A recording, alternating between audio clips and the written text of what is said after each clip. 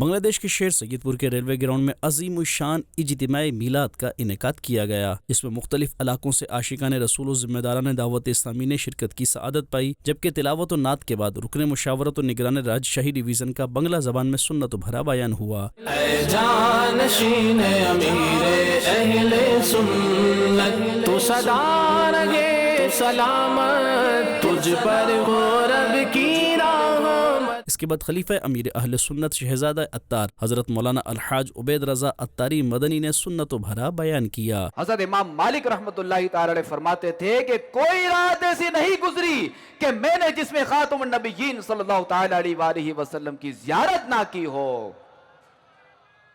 تو ہم بھی عرض کرتے ہیں، میرے تم خواب میں آؤ، میرے گھر روشنی ہوگی، میری قسمت جگا جاؤ، عنایت یہ بڑی ہو۔ جبکہ جشن ولادت مصطفیٰ کے حوالے سے پڑھے جانے والے کلام اور مرحبا یا مصطفیٰ سرکار کی آمد مرحبا کی صداؤں سے فضا گونج اٹھی۔ اختتام پر دعا و صلاۃ و سلام کا سلسلہ بھی ہوا، جبکہ خوش نصیب عاشقان رسول نے خلیفہ امیر اہل سنت سے ملاقات کی بھی سعادت پائی۔